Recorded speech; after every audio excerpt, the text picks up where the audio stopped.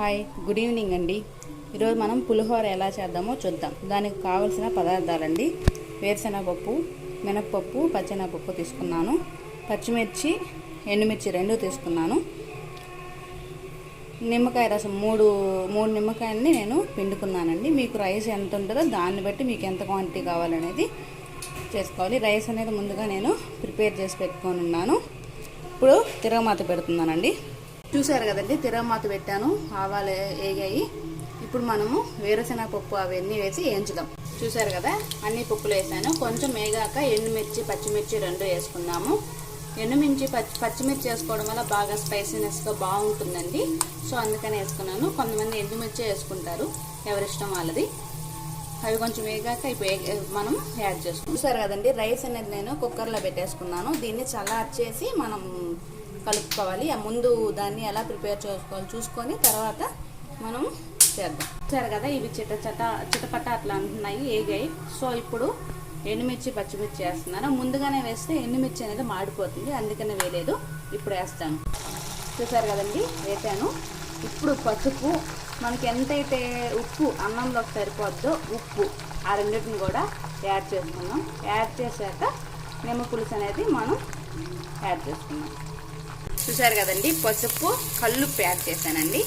So ఈ రెండింటిని add చేశాను. ఇప్పుడు కొంచెం అట్లా ఇలా బాగా కలిపెట్టుకొని పులుసు కూడా యాడ్ చేద్దాం. చూసారు కదండి, నిమ్మ పులుసు కూడా యాడ్ చేశాను. కొంచెం బాగా ఉడకనిద్దాము. ఉడికాక స్టవ్ ఆఫ్ చేసుకుందాం. అన్నం చల్లారాక ఇదంతా మనం కలుపుకోవాలండి. అంతేనండి, ఈజీగా పులిహోర చేసుకోవచ్చు. ఇంకా మెంతులు, మిరప్పొడి రెండింటిని వేయించి, ఆవాలు కూడా 3 వేయించి ఆ పౌడర్ని కూడా కలుపుకుంటే చాలా టేస్ట్గా ఉంటుంది. అది నెక్స్ట్ టైం నేను అది కూడా పెడతాను. చూసారు కదా, బాగా ఉడుకుతుంది. ఇంకా బాగా ఉడకనిద్దాము. ఉడికాక స్టవ్ ఆఫ్ చేసేసుకున్నాం. ఇంకా మనము జీడిపప్పు అవి కూడా యాడ్ చేసుకోవచ్చు. నెక్స్ట్ టైం నేను ఆ పౌడర్ అవన్నీ కలిపేది కూడా నేను నెక్స్ట్ టైం చేసేటప్పుడు ఖచ్చితంగా చెప్తానండి. సో బాగా ఉడికింది. ఇప్పుడు మనం స్టవ్ ఆఫ్ చేసుకుందామండి. ఓకేనా. ఇది చల్లారాక, ఈ క్వాంటిటీ రైస్ 2 చల్లారాకే మిక్స్ చేసుకోవాలి, లేదంటే పాడైపోతుందండి.